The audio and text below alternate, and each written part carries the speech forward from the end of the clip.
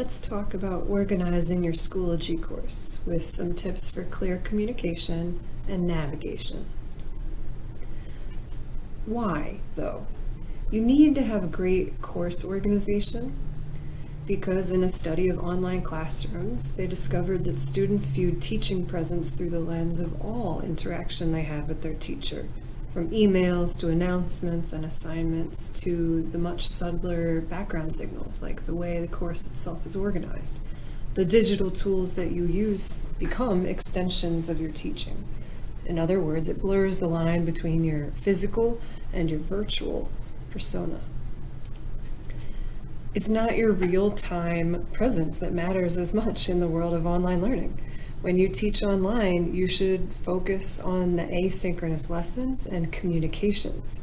It's easy to forget that in online classrooms, like real ones, they must also be navigable and easy to understand, and that your online teaching presence is often communicated not by posture and tone, for example, but by your virtual classroom's organization and clarity. We've fielded a lot of phone calls from parents, and we have also gotten a few captured in writing a few of their messages. So just a couple of the parent concerns that have been captured are here. Here's one. I've been trying to help my son work the system. In Schoology, there were no missing assignments, but in the cis parent view, there were several missing assignments listed. My child is having difficulty following all of these different assignments in different places. From a second parent, my daughter is having difficult time with the new calendar in Schoology. In Schoology, every assignment is gray. In addition, teachers are labeling the assignments in a way that is hard to associate them with the class. For example, Day 9-10 rather than Science Day 9-10. If students have 8 classes and none of the teachers are using identifiers like English or history for their assignments, the kids are going to have a very hard time keeping up with the work. So let's start with the basics of how to organize your course so students aren't getting lost. One thing we asked you to do in August that we are going to reiterate now is we would like every Irving Middle School teacher to organize chronologically. A few things we'd like to add now for clarity. The first is we'd like you to put the most recent item at the top. So in all 4 of these examples, you can see that the most recent date is at the top, and each of these folders is labeled by the date. There's a number of ways to do that. As you can see here, we're not going to completely micromanage that, but we do ask that in some fashion, either by week or unit or day, that you include the date. That chronological order reflects the user experience. Students and parents and guardians are your users. So whereas in your head you might be organizing things differently, more like an organized filing system, for students and parents, they're moving through your course through time chronologically. So we need to organize your course that way. Notice that you could also color code in a way that makes the current folder stand out. That is especially helpful. Don't organize by theme or topic. We don't mean to call anyone out here. These are real examples from Irving classes, so please don't be embarrassed if you see your course displayed on the screen here. Because these were perfect ways to organize things before, but now imagine a parent or student trying to figure out where to go for today. Where is the most current information? How am I going to help my son or daughter figure out what they need to work on this week? These topics are too vague and don't reflect user experience. Make sure you're including the dates in folder names. Another option would be in the description. You can see a teacher here put the title as week 3, which doesn't mean anything to parents or students, by the way, but the date is in the description, and that is more like universal language that everybody can understand. If you like to organize by unit, this is a good example of how to do that, and you can include the weeks within each unit. Notice that the most current is at the top. don't have inconsistent or overlapping dates. We can imagine why you would have overlapping dates. For instance, in science, a lot of times labs are happening concurrently because one is like a longer term research project and another is a shorter term lab. That is true, but it's going to make your folder organization in Schoology confusing for your users. So you may choose to organize more like on the previous slide, this having October 5th in 2 places, or September 28th and 29th in 2 places is going to be very confusing for your students and parents. Here we can see that if you really took a moment to read through this, it makes sense. First day of school, then day 2, which would be like the 3rd day of school, and then week 2, which would be like the 5th day of school, and then week 3 has the date. By the time your users have like basically translated and processed this in their mind, they've wasted some mental energy, they're getting stressed out, and they're losing some cognitive space to like really process your assignments. If we can eliminate the sort of inconsistent naming conventions over here, it's going to free up your students' minds to focus on the important stuff instead of getting bogged down in the stress of finding where they need to go. Adding folder descriptions will make that all the better.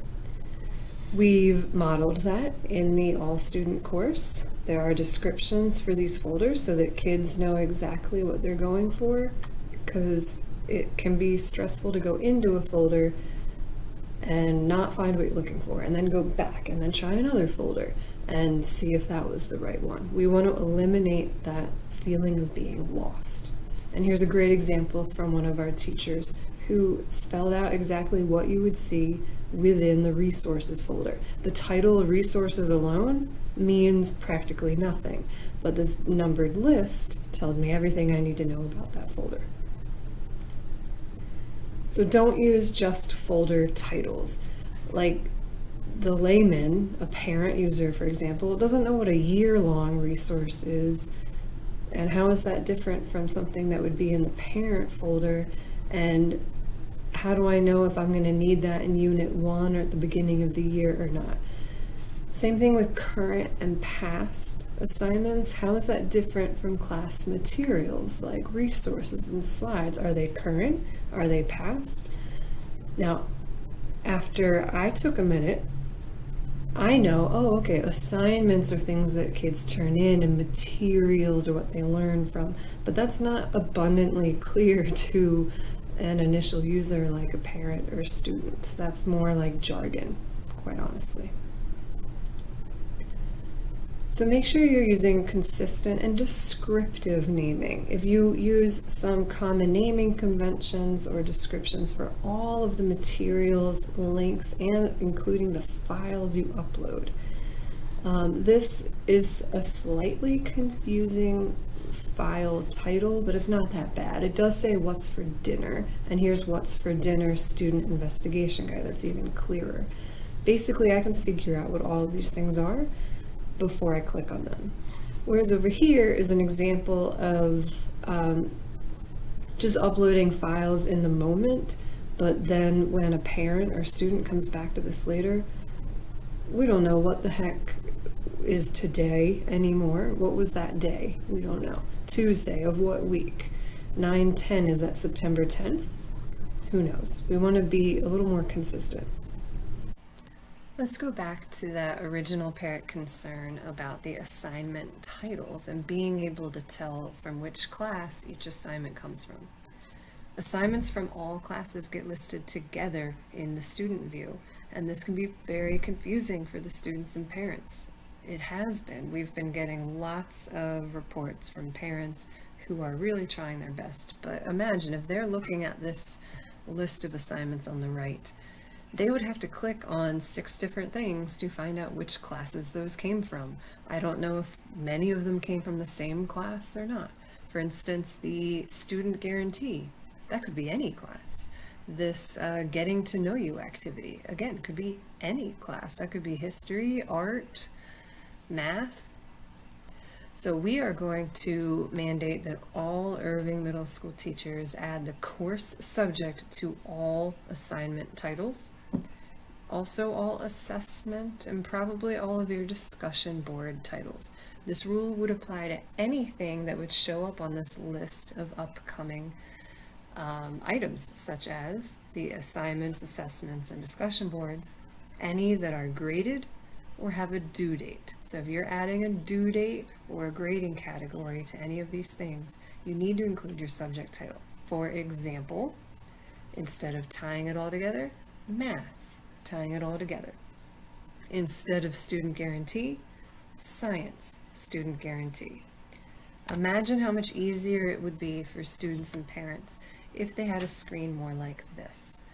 Rock block assignment, science assessment, health and PE discussion board. All of those items were either graded or have due dates, and therefore are going to show up in that student view. But now the parents and students will know exactly which class it belongs to without having to click on 5 or 6 different things. Remember that everything with a due date gets listed in that upcoming list. That could potentially be overwhelming if there's a lot of things listed there that really don't need to be. So consider not using due dates for ungraded items, like this warm-up. Maybe you don't need students to make that up if they were truly absent. Maybe that was just kind of like an in-the-moment type of thing. You don't need to put the due date of September 30th on that. Perhaps consider it as an option, as a way to keep this list of assignments smaller for kids. And finally, the Schoology gradebook stores feedback and the SIS gradebook stores grades, but it can be confusing for your users when assignments listed in SIS cannot be found at Schoology. So consider adding assignments that are graded and have due dates in Schoology, even if submissions are disabled. So this assignment has a due date and it has a category, so it's going to show up in that grade book in Schoology, but the submissions are disabled, which means kids aren't going to actually turn anything in here. This assignment will show up on the calendar like this. It will show up on that upcoming assignments area, but there won't actually be anything for students to submit. So as soon as this due date passes, October the 13th, it's going to disappear from their list of upcoming assignments. And then you can go in and autofill the column in the Schoology gradebook and mark the few students that are actually missing that assignment. It is a little bit of double work for sure. So that's why we say just consider. You don't have to do this, but if you know that this is something the parents in your particular course are struggling with figuring out, this is an option for you. If you have any further questions, please reach out and let us know. We absolutely want to work with you and hear your feedback on all of this.